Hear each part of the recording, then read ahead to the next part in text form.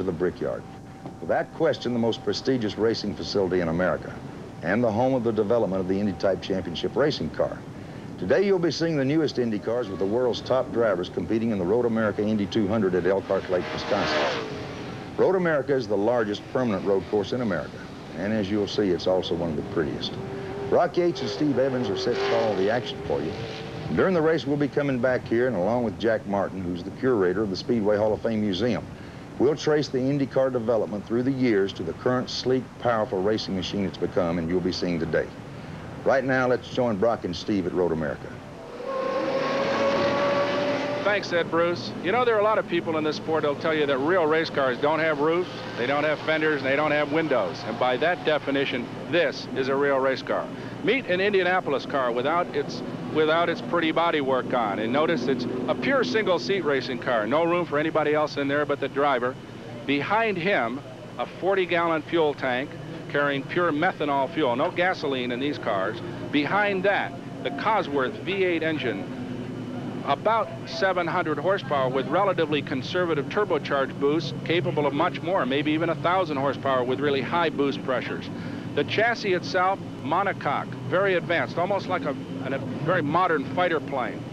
The vehicle itself, the most advanced on Earth in terms of pure racing cars, but without its body, kind of a bare-bones skeleton. But the body, believe it or not, has much more function than to just make the car look good.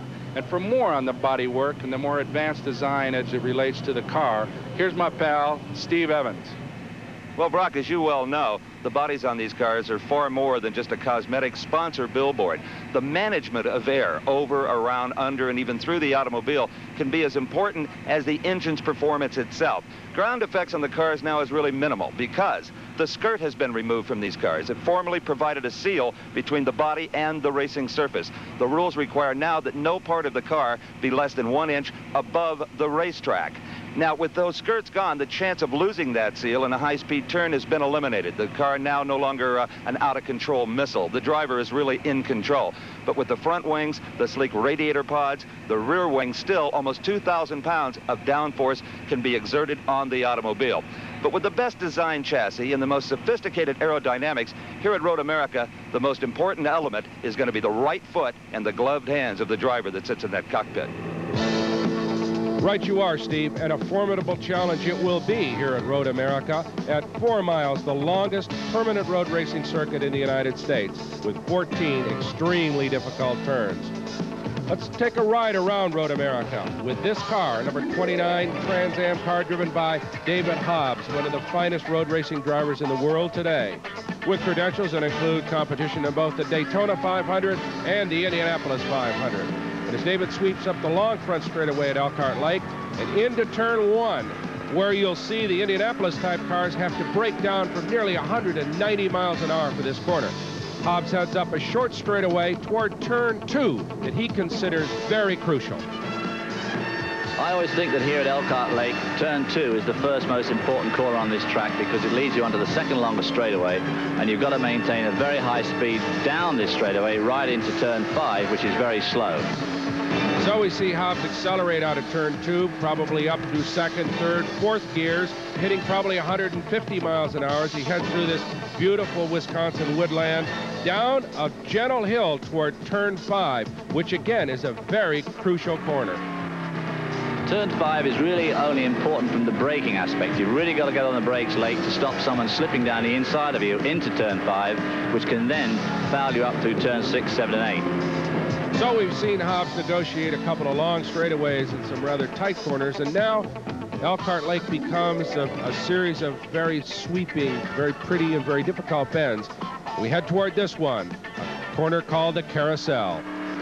Another very important part of this Elkhart Lake course is turn 9. This is the so-called carousel. This actually goes to 180 degrees, is a long, long corner, and you've really got to maintain good speed off here because this leads you on to turn 11, which is very important. And off the carousel, shifting up through the gears and heading toward a very difficult corner, turn 11.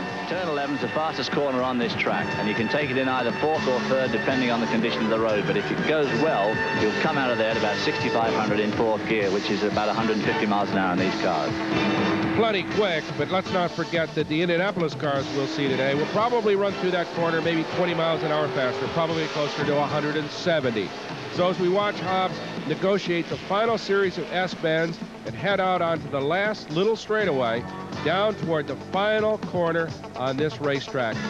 And like turns 2 and 5, Hobbs considers this corner particularly important. Turn 14 is then very important. This is where the timing light is, and it's also the beginning of the start-finish straight, which is the longest straight here and is also uphill. So you've really got to come off turn 14 with a lot of speed on board to maintain that speed up the hill. And so as Hobbs heads toward the finish line here at Elkhart Lake, catching fourth gear just about there and probably running up to about 170 miles an hour to complete one lap. It's certainly one of the most difficult stretches of asphalt you'll find anywhere in the world. Elkhart Lake, Wisconsin, Road America. And a beautiful, beautiful place it is, and on a beautiful afternoon here among the greenery and the shrubbery and the woodlands of northern Wisconsin, a big, big crowd is gathered for this 200-mile Indianapolis car race. And on the pole, a very familiar name to American racing fans, Mario Andretti in the number 3 Lola, as the starting bomb goes off to signal the beginning of the festivities here in this 200-mile event. And with the pole sitter is Steve Evans. Mario, you qualified on the pole, but with a different engine. You had to change engines overnight? Yes, we did, and this is slightly different configuration. We just hope it's good enough. Thank you, Mario. Now let's go to Brock, who's with the driver on the outside of the front row, Teo Fabi. Teo, starting on the outside from a long straightaway up to the turn 1, do you think you can get into the lead before turn 1? Well, I think it's possible.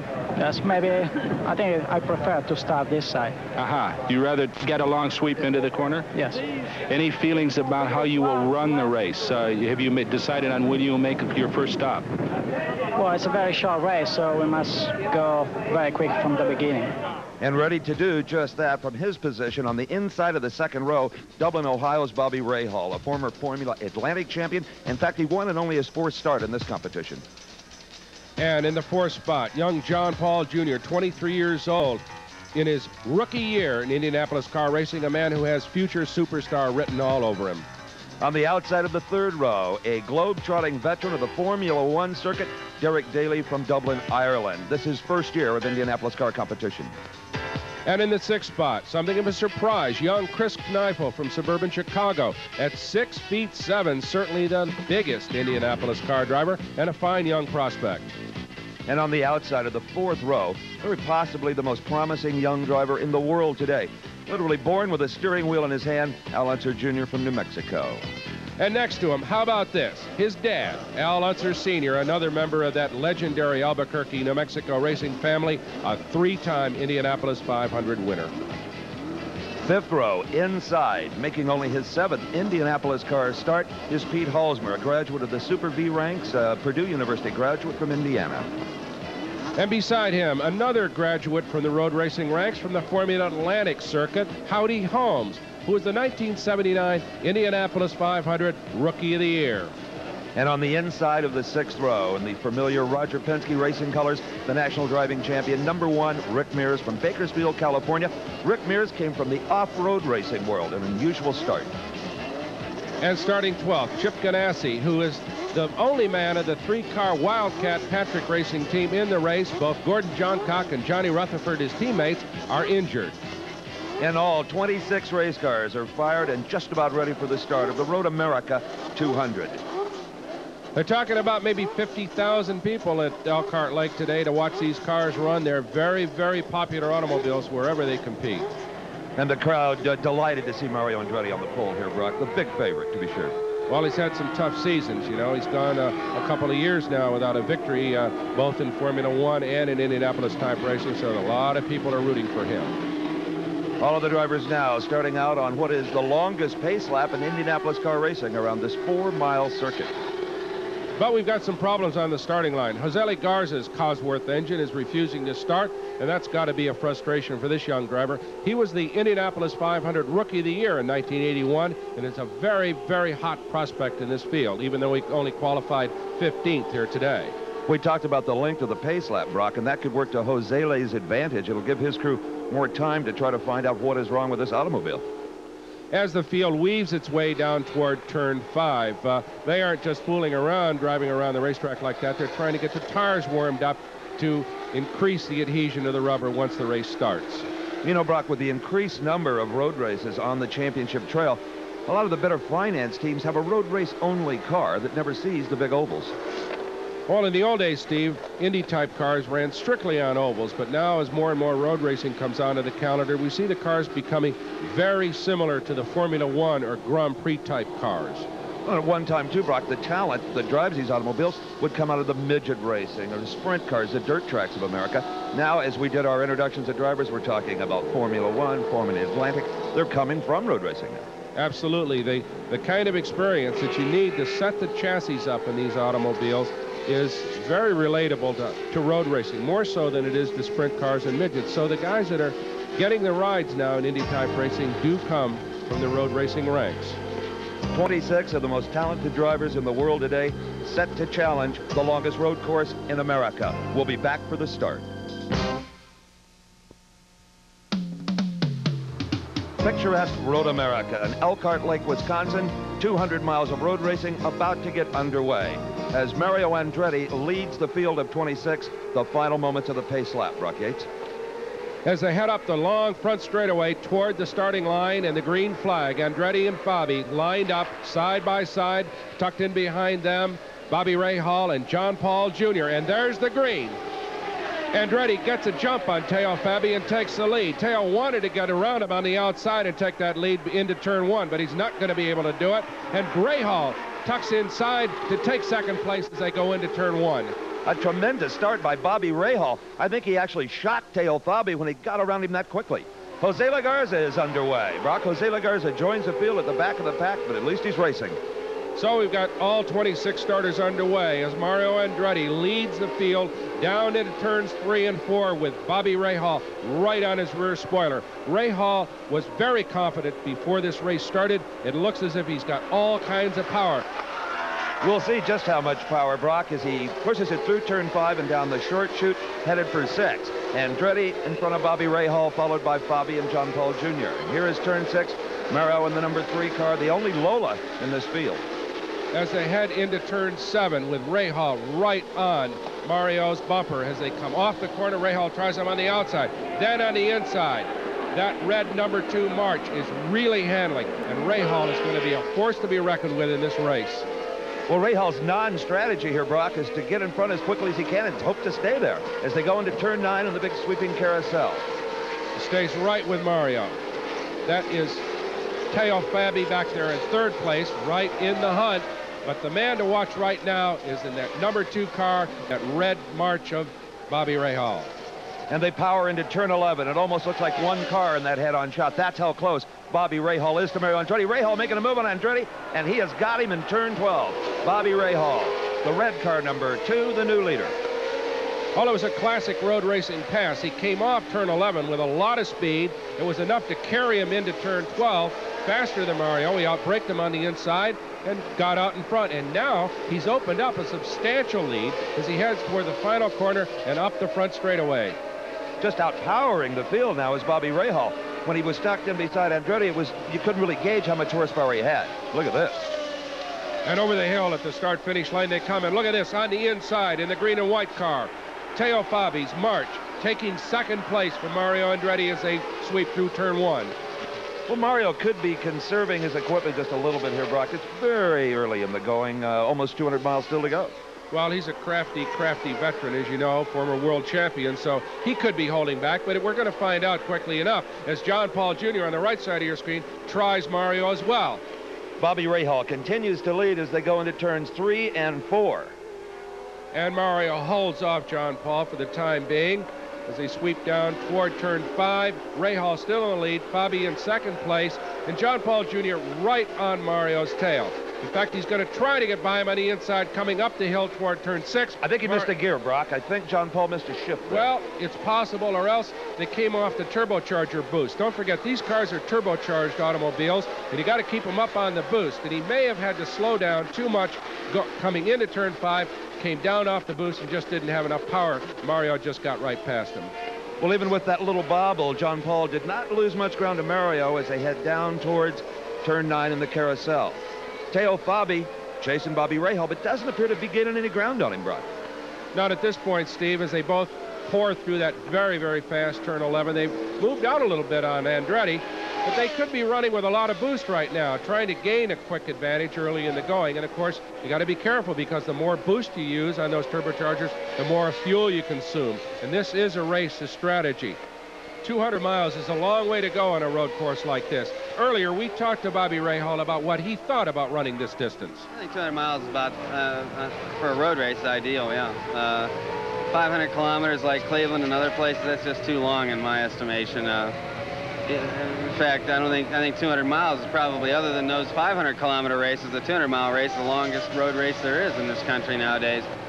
So, yeah, I think especially here at Elkhart, any more than 200 miles and he'd be hurting. I got to agree with Bobby, Brock. 200 miles is an ideal distance. You got just enough pit action usually to keep it interesting, but it doesn't turn into an endurance contest.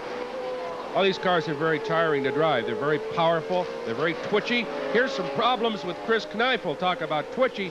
He bounced it up on the fence. I don't know exactly how he did that, but he was running in 6th place when he did that. So he's got to be a disappointed driver. I'm sure he can't get that car back in the race. I'm sure they bent the suspension up pretty well, Steve. And you know, Brock, not all the action is up front. Look at this 4-car duel here for 10th place. Rick Mears in the yellow #1 car, ahead of Kevin Kogan and Howdy Holmes. Well, Rick Mears, of course, is last year's kart champion. He's one of the finest drivers in the world, and to see him back in the middle of the pack is a very rare occurrence. But I want you to watch that yellow car. That's a Penske PC11. They've had troubles with it all year long, and Rick is driving the wheels off it. It's a very twitchy automobile. Watch it as it comes down into these corners, and you'll see the automobile almost on the edge of control, and you know that even though he's way back in the field, Mears is using every bit of skill that he's got, and believe me, that's considerable to even keep this car in the race. But he's a great champion. He's doing a fine job. And here's more trouble at the scene of the Chris Kneifel crash. That's Desiree Wilson, who backed it off at turn 12, may have made contact with a tow car, Steve. Or worse yet, Chris Kneifel's automobile.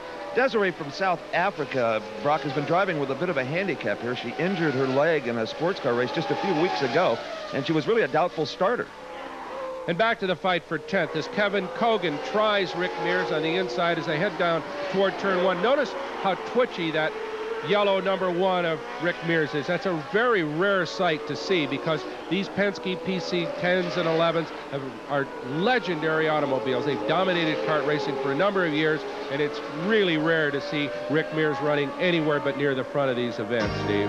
It is indeed quite a surprise. Kevin Kogan now takes over 10th spot. Bobby Rahal continues to lead the Road America 200 over Teo Fabi, and we'll be back with more action in a moment. Back at Elkhart Lake, Wisconsin, the Road America 200, Bobby Rahal continues to lead over Teo Fabi, John Paul Jr. Mario Andretti has slipped back to #4 after leading early, but look at Jose Lagarza. Had trouble getting his car started, finally joined the back of the pack and has moved up to #9. Very impressive showing by number 55. Indeed it is, Steve, and in so doing, Garza passed this man, defending champion Rick Mears in the yellow Penske, now fighting off Howdy Holmes for 11th place as they head up the long front straightaway. Howdy comes off that last corner, a lot of boost. He's trying to pass on the inside as they cross the start-finish line, and challenging once again as Kevin Kogan has moved out of our screen.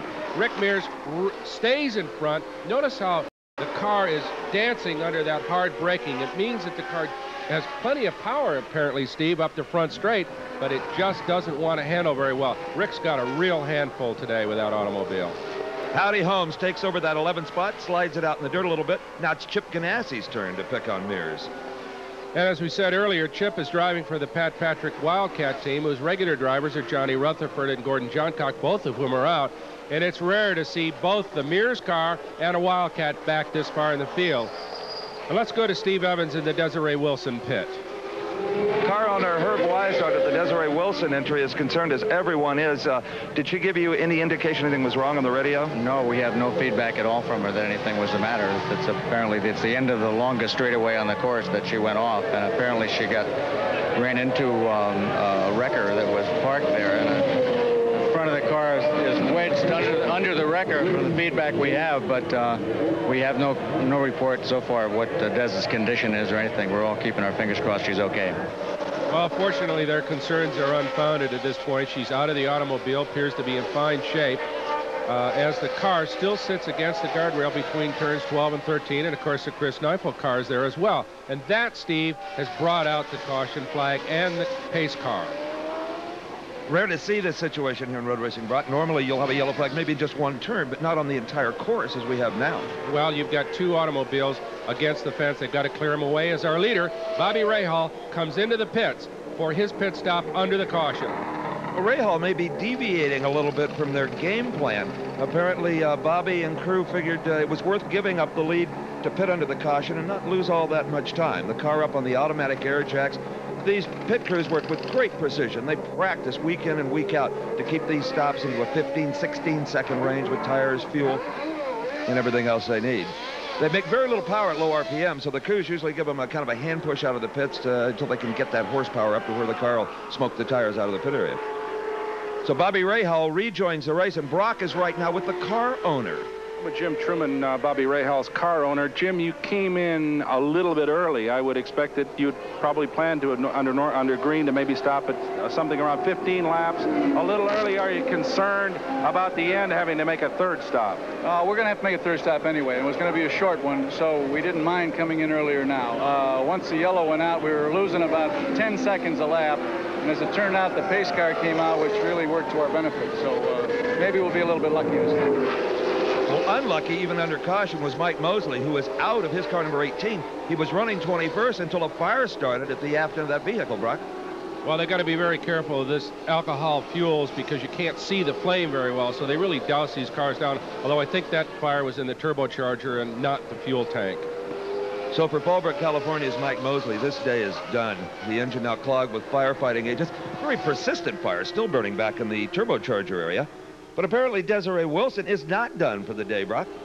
Well, she's a plucky lady. She got off the racetrack back there, bounced off a tow car, but came back into the pits. They're putting on some fresh body work there. Doesn't appear that this chassis has been hurt badly, and she's ready to have another go at it.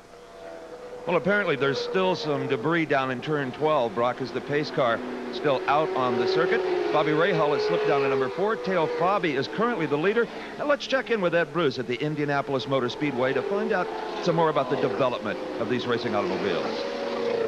This is a photo of the first car to ever win the Indianapolis 500 back in 1911. And this is that same car on permanent display here at the Speedway Hall of Fame Museum. And along with me is Mr. Jack Martin, who's the curator of this museum. Jack, tell us about this car. Well, this is a 1911 Marmon Wasp, and it was manufactured in Indianapolis, Indiana. And for that event, it was driven by Ray Haroon. And he won the first Indy 500. He won the inaugural 500. Now, as I understand it, as opposed to Indy 500 racing as we know it now, back in those days, the cars had the same marks or brand names that people would buy and drive on the street. Is that right? Yes, quite similar to a production car today. So did they make modifications in them at that point? Yes, they were modified in the interest of safety and performance. Is there anything special about this car that might have given it a performance edge over its competitors? Two things in reality. First of all, it was a single-seater, where most of the other entrants were two-man car because they carried a riding mechanic. And as a safety feature, Mr. Haroon installed a rear-view mirror. I never realized the rear-view mirror came from Indianapolis. Yes, it did. That was a first in auto racing, and then it moved over into the production cars. What was the next step in the development of the Indy car? Well, the next step would be the 1928 winning Miller, the number 14 car, and that was a complete race car built from the ground up, both the chassis and the engine. Miller engine, of course, was the forerunner of the Offenhauser, which powers many of today's race cars. I understand at one time something over a third of the cars in the races were Miller cars. Closer to 40%. Well, I would say he was a dominant force. Yes, then. he was. Let's go back to Road America and see if we have a dominant force. Well, no dominant force yet, Ed Bruce, but this could be it. Teo Fabi and that March Cosworth presently in the lead as the caution period is about to end. He's heading up the front straightaway. You can see the caution car on the pit lane. The green flag is out. Teo Fabi is presently leading the Road America 200. And for the second time today, Brock, Mario Andretti and John Paul Jr. are going to tangle for that second place. Mario running second and John Paul pressuring him. Oh, it's interesting, Steve. You know, Mario started on the pole, but immediately fell back. He's never led this race, but also has never been farther back than fourth. So you've got to feel that he's in it for the distance. He's laying back there. He's got 20 years of experience. He's one of the most brilliant drivers in the history of the sport. So John Paul Jr. as a rookie, and of course Teo Fabi is a young, fiery hotshot, just first year in this kind of racing. Mario Andretti's gonna have something to say about this event. Well, and Mario may well have screwed the boost up a little bit on the Paul Newman, Carl Haas own Lola, as John Paul having a tougher time getting around him than he did in the early going. Oh, well, Mario also is setting some kind of a pace here. He doesn't seem to be ready to challenge Fabi, but he also isn't much interested in letting John Paul pass him. So he's going to sit there and let this race unwind for a while. Incidentally, Brock, we've been watching the Desiree Wilson pit, and that car just rejoined the race. Now, Teo Fabi, an interesting guy, quite an athlete. He was a motorcycle racing champion on the continent, a very competitive downhill skier. Quite a guy. Came to Indianapolis this year and set a one-lap record at an amazing speed of well over 200 miles an hour. Very quickly took to these cars. He was a Can-Am champion in the United States prior to that, and also tried to break into Formula One a couple of times and just didn't have very competitive machinery. But Teo Fabi and his brother, Corrado, are just fine road racing drivers. Fiery, very competitive men. And here comes Jose Garza into the pits for his first pit stop. As you remember, he had troubles getting the car started at the beginning of the race, but he's moved up to fifth. Already a fine, fine drive by the young Mexican. His best performance, certainly, of this season. Had a lot of trouble last year when Bobby Unser was managing his team. Yeah, he came into the sport a few years ago and was brilliant in Indianapolis, and then kind of fell on hard times. But perhaps this is an indication that he's coming back into his own again. As we watch John Paul brake hard for turn 5, just scramble around that corner. Bobby over the hill. Here comes Mario Andretti. And there is Bobby Rahal in third, and there comes John Paul in fourth place as they crest that hill around turn 6 and head toward turn 7. And Desiree Wilson is 2 laps down, but she's out gaining some very valuable experience. She failed to qualify at the and Desiree's got problems again, and she drives it right off the course. Same place she did it before, between coming off turn 12. She didn't get it into the fence this time, but she's on the outside of the racetrack, and now she tries to spin the race car around. Uh-oh. Must have popped out of gear or something, Steve, because the engine's running, but she's parked there. Desiree's injured leg is the leg she uses to control the clutch, and that might be giving her some problems today. She certainly had her share. We'll be back at Elkhart Lake right after this. Back at Road America for the running of the Road America 200 as these two men, Teo Fabi and Mario Andretti, fight for the lead as they come around this beautiful 4-mile road course in northern Wisconsin.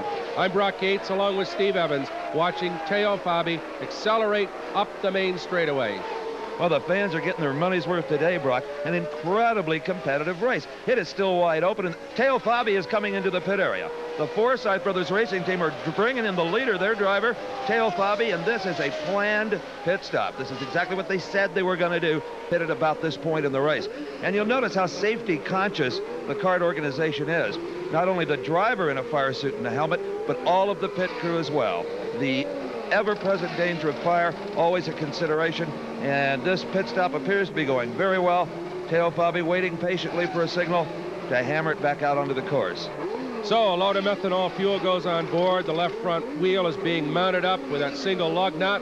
The air hose thrown off, down off the jacks, and Teo Fabi's underway. A very good pit stop. And this will put Teo Fabi clear back to the 9th position, Brock, as Mario Andretti now leads this race. Fabi in 9th. Heading down into turn 1, he's going to sweep through that very quick corner as Mario, with Bobby Rahal right on his tail, tries to make a move on him as they head down into turn 7. Rahal tried him a little bit on the inside, but of course couldn't make it, and falls back actually because he got offline there, and that challenge for the lead put him back a few car lengths. So Mario Andretti inherits the lead and being pushed very closely by Bobby Rahal. Brock Yates is in the Teo Fabi pit area. Were you tempted to stop on the yellow earlier rather than to go on to your scheduled stop? We just plan to make 2 stops. That's the way we want to run it. The other guys have got to make 2 stops now anyway, you see, because they made that early stop. There's no way they're going to do it on 1 more. So that was our plan. We want to stick 5. Good luck. Thanks. Brock, a problem down in turn 6 for John Paul Jr., who was running a very competitive third, appears to have some motor problems, motioning for the turn workers down there to come out and give him a hand. Oh, this is a really tough break for young John Paul Jr. He's a fine driver. He had a bad crash in practice at Indianapolis and has come back, but shown an awful lot of speed and an awful lot of skill, but he's going to be out of it for the afternoon as our leader, Mario Andretti, comes up the front straightaway and heads up pit lane into the pits, up that long pit road here at Elkhart Lake. It's almost a full lap by itself to get into the pit, Steve. You know, Brock, there were some rumors in the Andretti pit, or from the Andretti pit, that he may be having some clutch problems. We'll watch this closely and see if we can detect any of that. Well, as the pit crew goes to work, loading up that tank with the methanol fuel that these cars burn, the right rear tire, uh-oh, look at that. It came down off the air jacks too soon as they were putting on that right rear rubber. So that's going to cost them a couple of seconds, and every second counts in these stops, especially under the green flag, Steve. Oh, they definitely do. And now we're going to find out if indeed Mario has some clutch problems. And I think he does, Brock. It appears that the crew is going to push him down pit lane and let him snap it from neutral into gear. That apparently is the case because he's getting pushed a lot farther than normal. These cars usually get a little push out of the pits, but not as much as Mario is getting. Now he's underway, and watch it go now as that boost comes up on that Cosworth engine, and all 700-odd horses come into play as he comes out of the pits and back into contention. But he has fallen back into 7th place. And with the kind of clutch problems he's encountering, Brock, he's going to need all 20 years of that experience now. Yeah, these things are hard enough to drive when everything's working properly, much less a broken clutch. As our new leader, Bobby Rahal, sweeps out of turn 11, comes down toward turn 12, and he's got himself a little bit of a cushion now.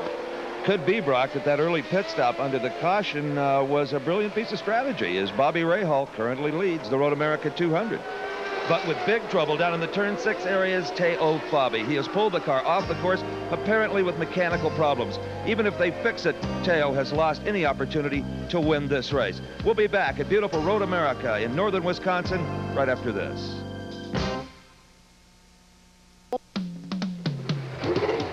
When last we saw Teo Fabi here at Road America, he was off in the grass down by turn 6. The car has been towed to the pit area, and whatever mechanical problem they had has been repaired. Teo is 2 laps down, Brock, out of contention, but he gets paid to drive race cars, and that's what he's going to do. Well, he's a thoroughbred race driver, Steve, and he'll drive as hard if he's 10 laps down or inches away from the lead. That's just the way these guys are, and they don't know how to do anything else when they get inside a car except put the pedal to the metal. And that's exactly what he's going to do right now as Teo Fabi exits the pits, back out on the straightaway. Mario Andretti comes by in front of him, headed down into turn number 1. Teo Fabi, sooner or later, he's going to win a race, as well as he drives and as well as his car is performing. Here's our leader, Bobby Rahal, followed very closely by Al Unser Jr. Chip Ganassi has moved up into that 3rd spot, Brock. Well, Ganassi's done well. He started back in 12th, moved up, and so did Al Unser Jr., started back in 7th. Both of them have done very well. They're trying to catch up with this man, Bobby Rahal, as he crests the hill at turn 6, and a beautiful shot of that Cosworth March heading down toward turn 7. Rahal's got himself a fair lead right now over this young man, Al Unser Jr., and the only Eagle in the race, the Dan Gurney designed Eagle, driven by what a kid. 21 years old. He looks like he still should be riding bicycles instead of driving 700 horsepower race cars, Steve. Has a wife and family as well. Accomplished a lot in 21 years. Boy, he has. He is going to be, he just has to be destined for stardom in this kind of racing. He's a wonderful talent and a fine young man, as Kevin Cogan on the right side of your screen sweeps past Chip Ganassi. Cogan, another one of the young lions in this sport. Very good driver. So that puts Kevin Cogan now into 3rd place. And dropping back rapidly is Chip Ganassi. Yeah, you wonder whether or not he's having some problems. He just doesn't seem to be driving with the kind of verve he was earlier in the race. And it could be that the car is giving him some problems as Cogan pulls out a little bit on him. He seemed to come out of nowhere to overtake him, and now has opened up about a 6 or 7 car length lead with Kevin Cogan in 3rd place. Kevin just now negotiating turn number 9. Lives in Redondo Beach, California, a veteran of the Formula Atlantic Wars. Spent one season with the Penske team and was involved, as you know, Brock, in that much publicized first lap incident a couple of years ago at the Indianapolis 500, but has made quite a comeback with this Bignotti Cotter team. As he should, because he's a fine young talent. And after that bad incident in Indianapolis, he seemed to kind of lose his poise for a year, lost his job with the Penske team, but now has come back, as you say, to drive very well. And there you see Chip Ganassi on slowing down behind Kogan. Apparently he's broken something as he kind of eases out of sight out of around turn 13 here at Elkhart Lake and kind of hides behind the bushes. Well, at least he found a pretty place to park. Chip Ganassi has got to leave here feeling really good about his performance filling in for the injured Gordon Johncock. In the pit area is our leader, Bobby Rahal. This is a scheduled stop for fuel and tires. The crew executing as quickly as they possibly can, and our new leader will be Al Unser Jr., the first time that he has led the race today. Bobby Rahal trying to get out of the pits, but they're holding him up suddenly. There's some confusion in the Rahal pits, and apparently the lug nut, the big single nut that holds that right rear wheel on, was loose. Now they've got it, and out goes Bobby Rahal. Pit stops are very important, as everyone knows, especially when it comes to fuel, Brock. Fueling regulations in a kart race are rather complicated. Cars run on pure methanol, which is wood alcohol, not gasoline, and they must get at least 1.8 miles to the gallon. It's a minimum mileage of 1.8 miles. Not exactly high mileage, high fuel economy here, but very volatile fuel. So the fuel man who will fill the cars during the 2 pit stops that they'll make during this race are wearing fireproof coveralls, and they're wearing helmets to protect them in the event there is fire. The cars are starting with about 40 gallons of fuel on board, and they have a little less than 100 gallons in these tanks. Each car has a certain amount of fuel allotted to it based on the amount that it starts in the race with. The rest of it's carried in here. If they run out during the race, there's no more to be had. So they must get 1.8 miles to the gallon. Well, it's too early for Kevin Kogan to have run out of fuel, Brock, but he clearly has some problem down between turn 8 and turn number 9. As he is slowed up, the car number 6 that was running in the 3rd position and running well now has some problems. And he's got his hand up in the air to signal to the drivers behind him that he is slowing and they can pass him on the left. So Kevin Kogan going to try to nurse that car back to the pit area. Our leader now, Al Unser Jr., and it looks like Al Unser, yes he is. He is going into the pit area as well. Well, this is going to be a scheduled stop for Al Jr., but it's going to probably cost him the lead unless they change tires and add fuel in microseconds, because he's got to get out of here before Bobby Rahal comes by. And there comes Rahal past the pit area right now. So Rahal, cresting that little hill and braking hard for turn 1, is the new leader of the Road America 200 as the crew of Al Unser Jr. finishes up that pit stop, and they'll have him back in the race presumably and quickly enough to preserve 2nd place, but not enough time to keep the lead. Well, there's no way Rahal is going to complete this race without another pit stop. Junior could indeed re-inherit the lead. Oh yeah, well, the way he's been driving and as steadily as that car's been running, he's very much in contention. As we see Rick Mears in that number 1 Penske come by, everybody in pursuit of this man, though, the March 83C of Bobby Rahal. One of the really, really fine drivers in this business. Rahal started racing only 10 years ago, Steve Evans, and was a Formula Atlantic champion like so many of the young drivers in this league. Came out of road racing in those very fast cars. Formula Atlantic cars are kind of miniature versions of Indy cars or Formula 1 cars, and they give terrific training to these guys because they chassis setup and learning how to tune the suspensions is as much a part of race driving today as actually standing on the gas. How about this, Brock? Rick Mears, who at one point was as far back as 13th position, has now moved into 3rd, and that is Al Unser Jr. chasing him.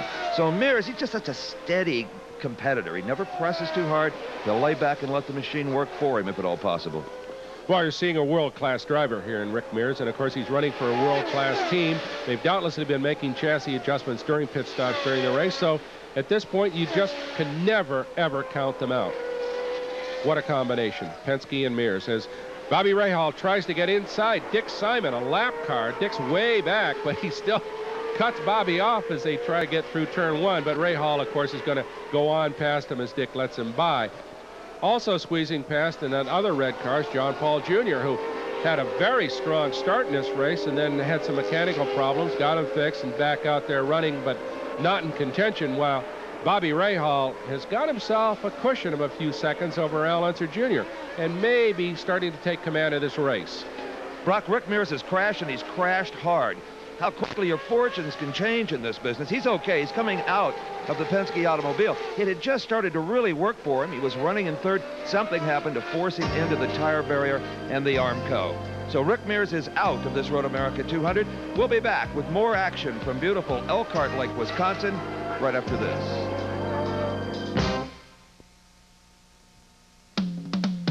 Back at Road America, Mario Andretti has taken an opportunity under the yellow flag caused by the Rick Mears crash to get in a pit stop, Brock Yates. Well, it's going to be another hard start for Mario because there's no question about it now. He does have clutch problems, so the whole crew has to push that 1,700-pound car now that's got fuel on board. It's a heavy, heavy old piece of iron.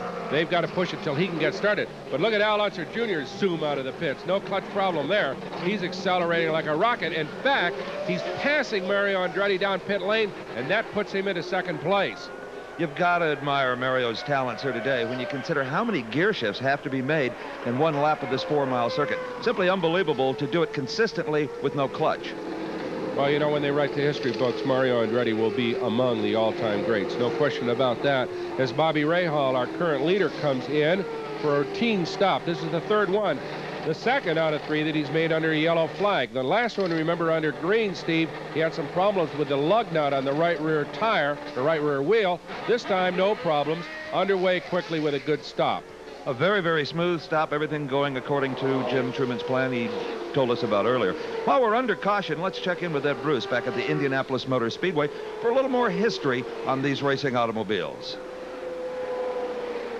We're back with Jack Martin talking about the development of the Indy car over the years.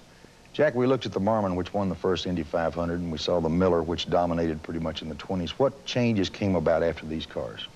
Well, the dirt car came into vogue, and it dominated the American racing scene up until about 1953. This is an example of the dirt car. Yes, this is a prime example of it.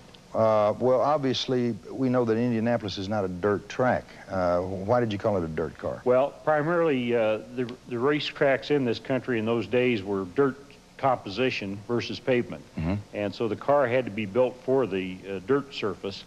And there were a couple of the drivers tried it on the pavement, and it worked well at both places. Well, now, what came after the dirt car? Well, the next innovation was the Roadster, which won in 1953.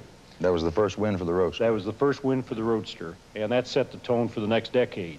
And what was the basic difference in that and the dirt car? Well, it was a lower-built car and a little bit wider, and the suspension was considerably different than the dirt car. Got a lot of racing history here, and it's very fascinating to me. We've got some more racing history being made right now. Let's go back to Road America. History's on hold here right now, Ed, as debris still being cleaned up from the Rick Mears crash. The pace car is out leading him around the circuit, and Chip Ganassi has made his way back to the pit area, Brock.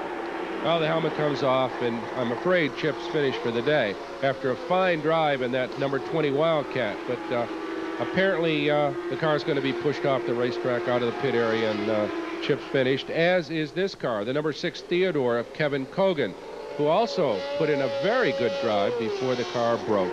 So he's out as well.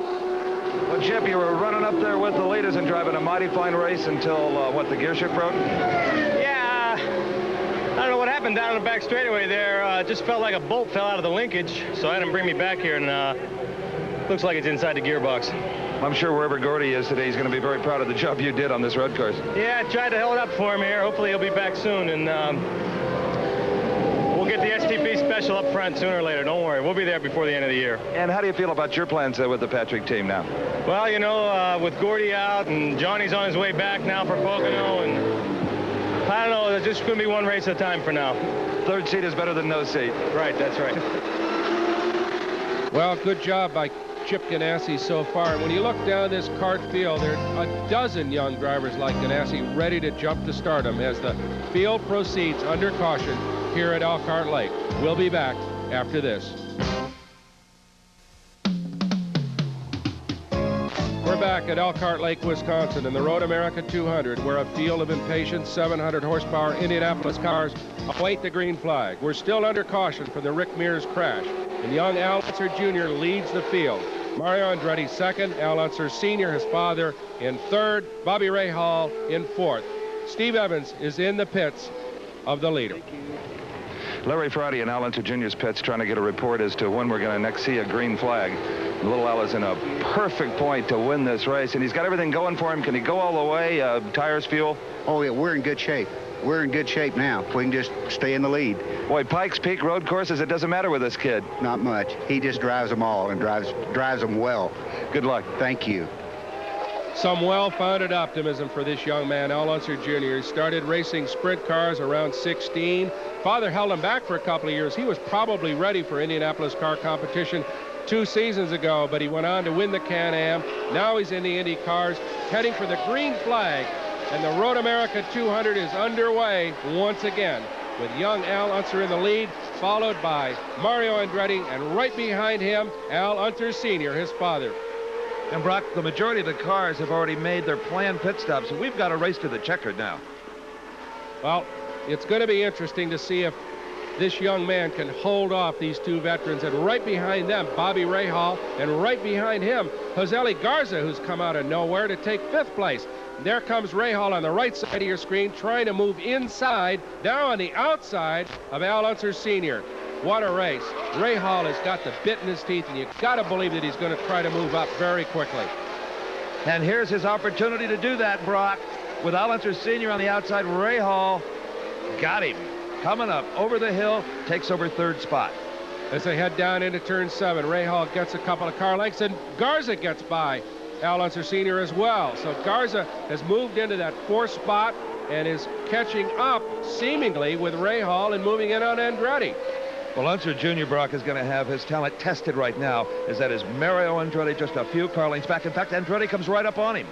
Well, this is where the big pressure builds in a young driver, because he's got his rear view mirrors full of one of the finest racing drivers in history, and right behind him, one of the young lions, Bobby Rahal. So Al Unser Jr., if he can stave off this kind of pressure as Josely Garza gets off into the dirt over there, he's right behind him in 4th. So we got a 4-car freight train right now for the lead. Look at this. Andretti gets by Little Al Jr. Jr. went a little wide. Brock, did he make a mistake there?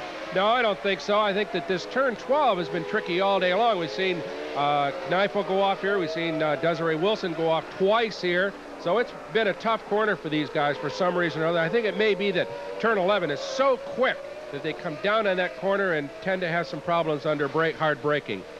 Up the hill and on to the front straightaway. Mario Andretti, Al Unser Jr., Bobby Rahal, some kind of automobile race. Yes, and down on the inside, Al Unser Jr. He's going to take that lead away from Mario as they head into turn 1.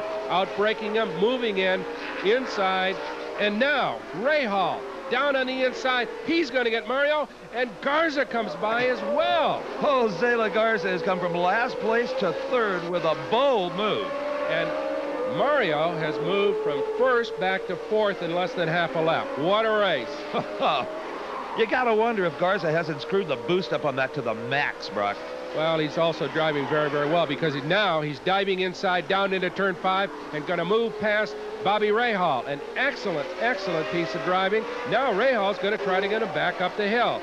So we've got 2 relative youngsters, Al Unser Jr. and Josely Garza, holding the lead over Rahal and Andretti as they sweep down toward turn 7.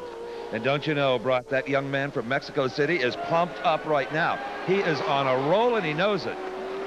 You got to know that Al Unser Jr. is looking in his rearview mirrors and saying, who is that back there? I thought Bobby Rahal and Mario Andretti were chasing me, and now I've got that number 55 stuck right in my rear wing. He can't believe, I'm sure, that Josely Garza has come from last place to challenge for the lead. This has got to be the most competitive kart race of the season. Al Unser Jr. is still trying to hold off Garza. Garza is very bold out there in that car, Brock. Yes, he is. And, of course, Al Unser Jr. doesn't want to let him by under any circumstances, but he's going to have to, because Garza ducks underneath him at turn 12, and Al Jr. gets off in the dirt. He falls from 1st back to 4th. What a race. What a story. Josely Garza, who couldn't even start his car, initially today, is now leading the Road America 200, and he's got to be wondering to himself how it all happened. And boy, he's got himself a big lead now, because when Al Jr. went off, it forced Mario and Bobby Rahal to back off a little bit, and in the course of it, Garza got through, and now he's got himself maybe a couple of seconds lead. So he's in excellent shape from nowhere to lead this race. Andretti and Unser and Rahal, Brock, have got to be talking to themselves when they thought they had this race all to themselves, a three-way duel. Jose Garza comes through like a bowling ball. Yeah, right through him from fourth right to first, and now he's got a big lead. We'll be right back after this.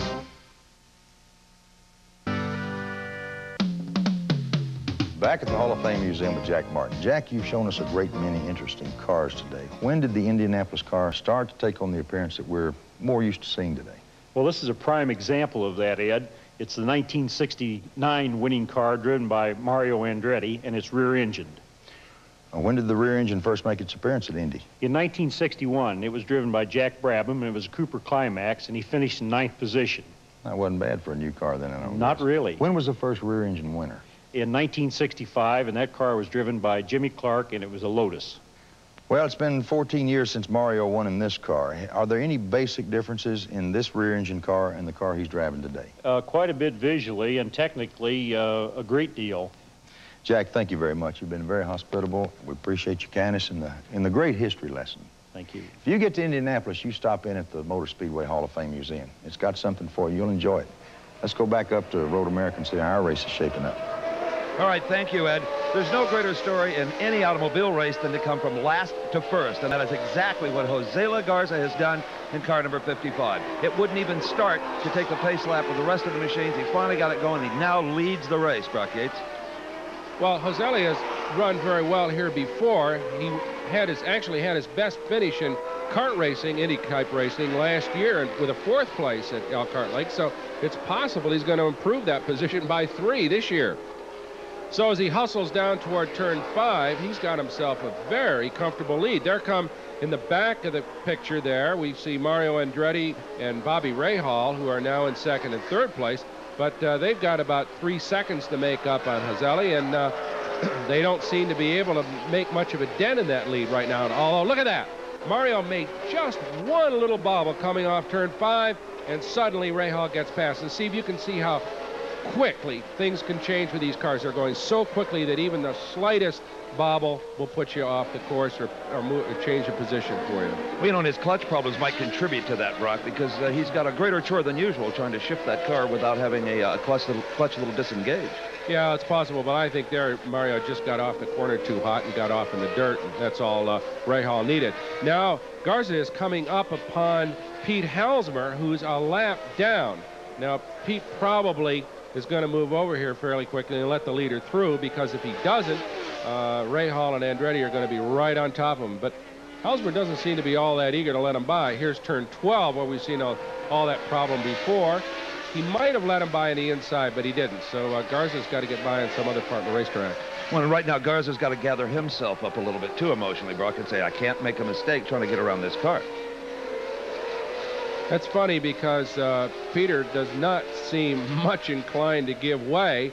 And, of course, now that they go out onto the front straightaway, that's over 4,000 feet long there, it appears that Halsmer's got enough power to stay in front of Garza. It may be, Steve, that he doesn't realize that Garza's the leader at this point. Well, Halsmer's been a little too busy to keep score, and he knows that Jose started last, so may just think he's racing with another lap-down automobile. Exactly. But in the meantime, Garza is quicker through this twisty part in the back part of the racetrack. Halsmer is holding him up, and it's giving Andretti and Rahal a chance to catch up. The corner workers often display a pass flag to the drivers, right, Brad? Yeah, in fact, they are. You can see them on the left side of the screen there. But it may be now that Peter has realized that he's got some very serious drivers behind him, and he now has moved over very quickly to let Garza through. Well, the clear path in front of him, he's got an opportunity now to make up some of that time he lost trailing Halsmer. And now it'd be up to Bobby Rahal to get by Halsmer. Exactly. As Garza goes through turn 6. And look at this. Loses it. Spins coming off turn 6. Goes off in the grass. Kept the motor running. Rahal and Andretti by him. But he did, as you say, keep the engine running, which was a good thing. But you wonder whether that whole lap trying to get by Peter Halsmer, as we see now, has moved over and letting Ray Hall and Andretti by. But you wonder whether or not Garza's poise was rattled, shaken a little bit. Maybe he got a little irritated trying to get by Peter, and it could be that he just overcooked going into that corner. Nothing broke on the car, certainly. He just flat lost it. And turn 6 is not that difficult here at Elkhart Lake. Now, Ray Hall laps another car. That's Tony Bettenhausen Jr., and we've got a new leader, Bobby Rahal. And Rahal has got one big asset working for him right now, Brock. He has got those 2-lap cars between himself and second place Mario Andretti and third place Jose Lagarza. Yep, and here comes Garza down on the inside, turn 12, brakes locked up, squeezes inside, manages to get underneath one car, holds it somehow, and look at this. Halsmer has spun in that little interlude with Garza, so Garza repays him in a sense. Might have made a good bullfighter. Plenty brave, got to admit that, but in this particular case, let's have another look at that spin. I think he just got on the throttle a little bit too hard. The turbo boost came up right away, and the back end just came out from under him. He tries to correct her, puts on a lot of right steering lock, but too late. His car just takes a big 360 off into the grass. There goes Pete Halsmer past, and we're going to see Andretti and Ray Hall go on by into the lead. Josele does a good job. He keeps the clutch in. The engine revs up enough so that he can restart, so he doesn't fall that far back. He could have stalled, but no matter. This man, Bobby Rahal, is now commanding the Road America 200. Well, the spin was certainly a setback for Jose LeBrock, but he's not out of this yet. That dream could still come true today. He is one tough kid, and he's certainly driven awful hard all afternoon, so I got to believe he's going to be back up with him. There goes Rahal. There goes Andretti. Boy, he's done a fine job, but I'll tell you something. Mario is driving this car very, very hard, as, of course, Bobby Rahal. But we've seen Mario get off in the grass a couple of times, which means that he isn't hanging about. He's really trying very, very hard. Rahal, on the other hand, we've seen all kinds of power out of that car all afternoon. It's been handling flawlessly. A very tidy drive, but with a lot of strength. A very aggressive drive by Bobby Rahal. And a very, very smooth drive. You haven't seen that car hunting around. It's set up perfectly, and it matches its drivers. Yes, it does. Work together well. Look at this. This is no race car. We got an emergency vehicle on the racetrack. What is going on? These guys see it.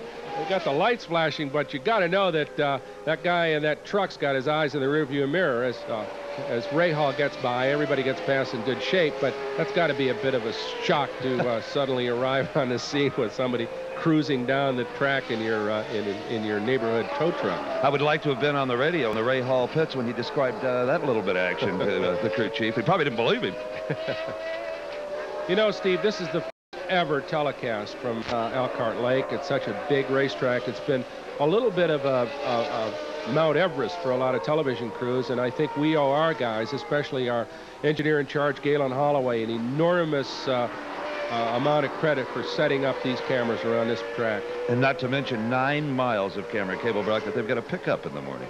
Oh, boy, I know. The work has just begun for those guys, but it's a sensational job. It just is such a beautiful racetrack. It sure deserves to be seen by a lot of people. And there, Mario, as I said, is driving pretty hard. He got off again on the grass, no problem, but he's using all the racetrack and then some. Well, with the pit stops completed and not that many laps left, Mario's got to be aggressive if he's going to catch Rahal. He's so smooth. Oh, yeah, and the car is working perfectly.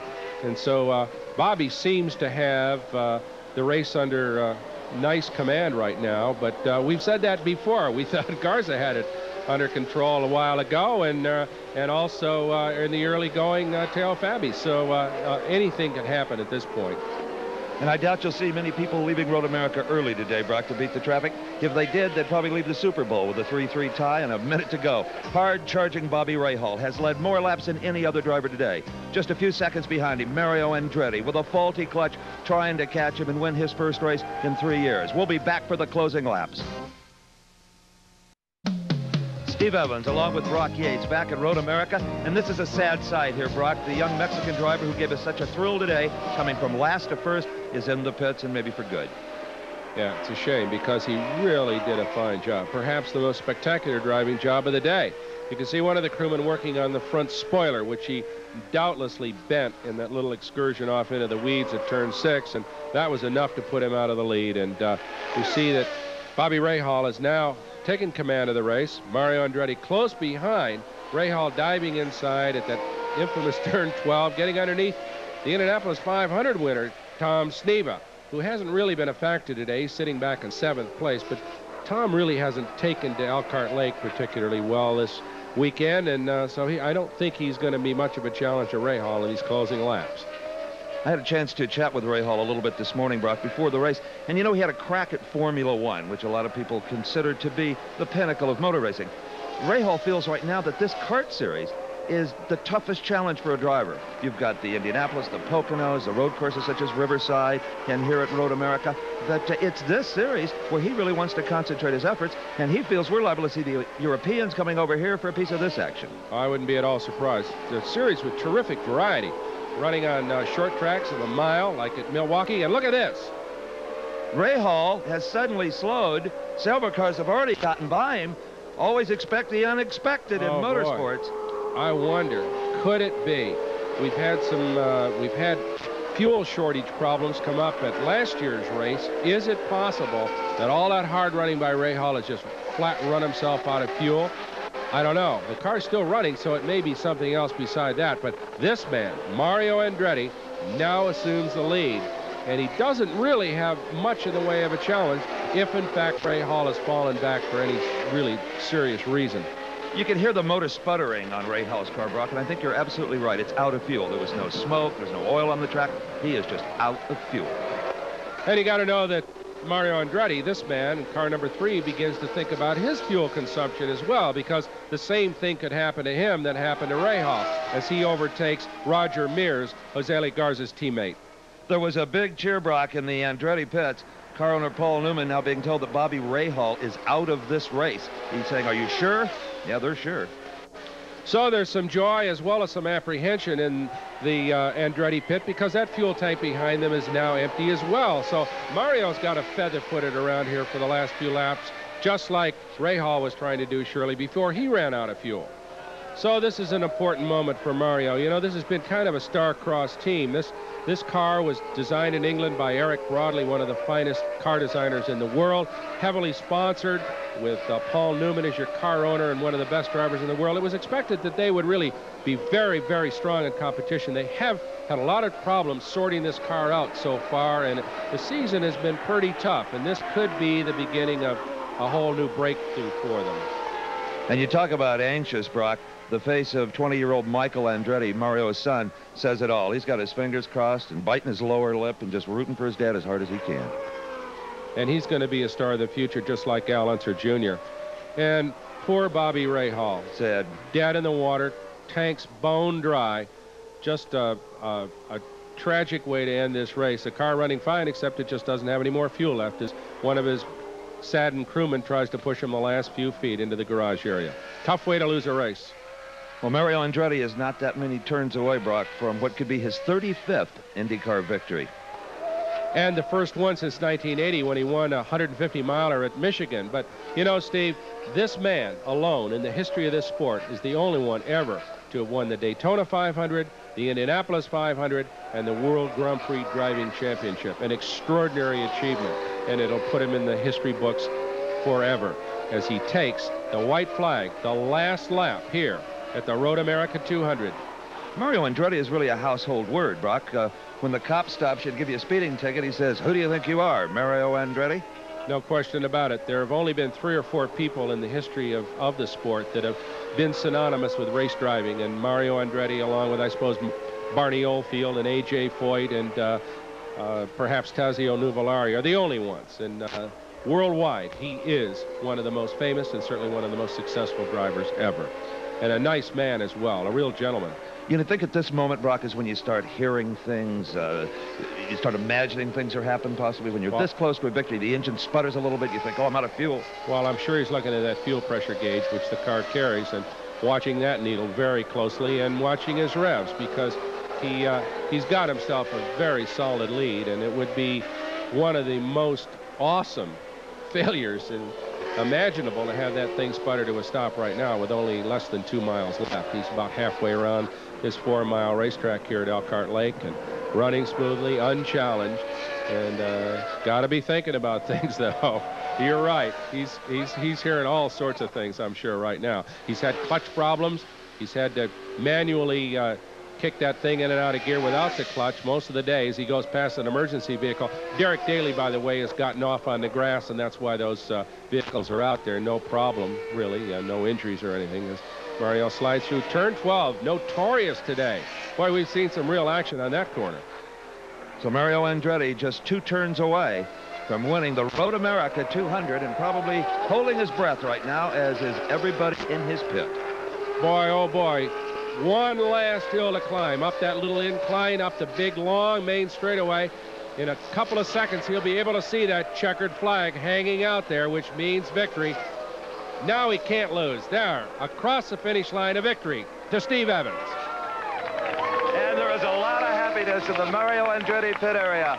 Car owners Paul Newman and Carl Haas celebrating a magnificent drive by one of the world's foremost race car drivers. It's been almost 3 years since Mario has been in the CART Indy Winner's Circle. It is really sweet to see this for all the people who have worked so hard. A long and uncertain afternoon for this man. Started on the pole, but fell back. Had some car problems, but struggled onward to victory here at Road America. We'll be back to talk with him after this.